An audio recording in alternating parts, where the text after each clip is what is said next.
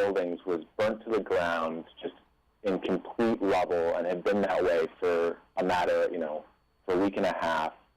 And at the end of the block of burnt buildings was a truck with a solar panel plugged in to a place called YANA, that stands for You Are Not Alone, which was a site that Occupy Sandy was working with.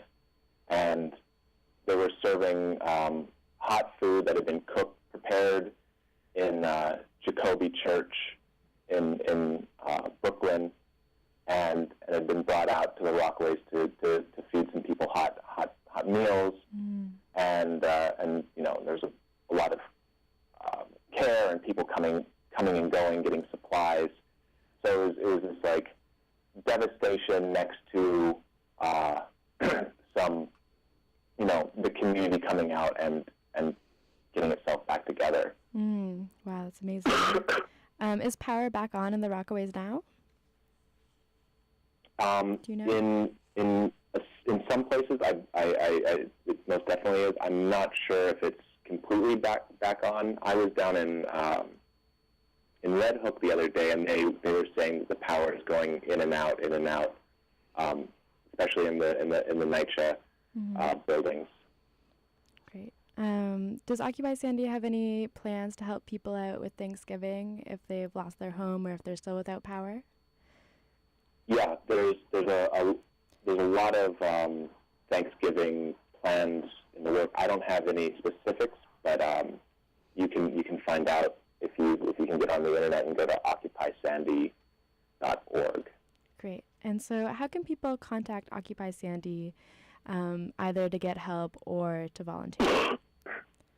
I don't have the phone numbers in front of me, but they're going to occupysandy.org is kind of the one-stop shop, and you can find out all the different locations around the city that are accepting volunteers, and a number of our sites have phone numbers. A number of the hub sites and distribution centers around the city have phone numbers that are fairly well staffed during the day. Okay, great. And awesome. So can you just repeat the website one more time? occupysandy.org, right? Yeah, that's it. Great. Okay. Thank you so much for talking to us, Drew. It's extremely informative. And back to you, Alina.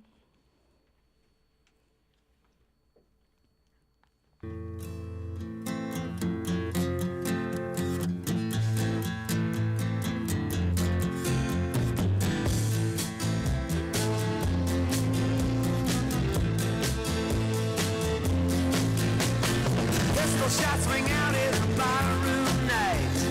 Enter Betty Valentine from the upper hall. She sees a bartender in a pool of blood.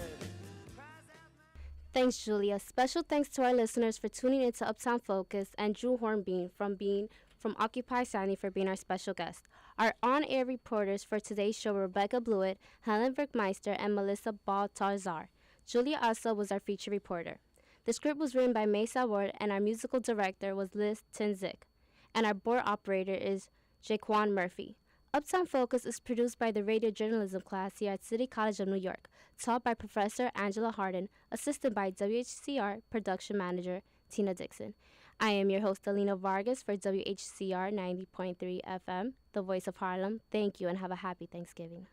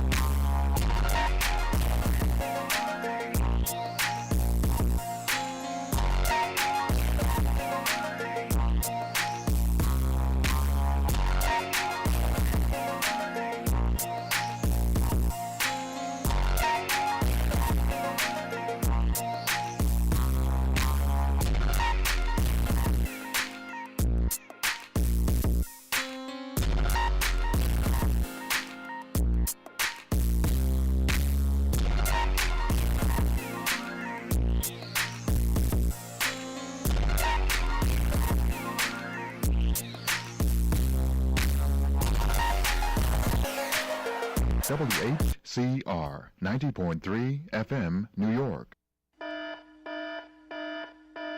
If you or someone you know is receiving federal benefits from Social Security, Veterans Affairs, Railroad Retirement Board, Office of Personnel Management, or the Department of Labor, this message is for you. The Treasury Department is phasing out paper check payments and requiring federal benefit recipients to get their money electronically. You can choose to get your payments by direct deposit to a bank, credit union, or to a Direct Express debit MasterCard account. The deadline to switch is March 1st, 2013. If you do not choose a bank or credit union for your direct deposit, your funds will automatically go onto a Direct Express debit MasterCard. If you are already receiving your federal benefit payments by direct deposit, this change will not affect you. For more information, contact your local Social Security Administration office or call 1-800-333-1795.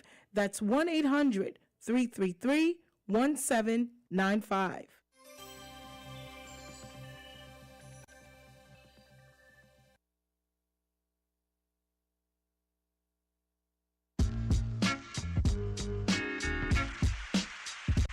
Did you know that 20 to 25% of the homeless population in America suffers from some sort of mental illness? Mental illness is the third largest cause of homelessness among single adults in the U.S. Substance abuse is also both a cause and a result of homelessness in this country. Both illnesses are problems that plague people in the Harlem community.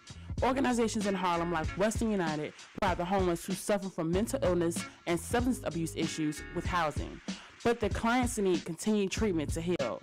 For more information on how you can help Western United help those who can't mentally or physically help themselves, visit westernunited.org. That's westernunited.org. Rebuilding lives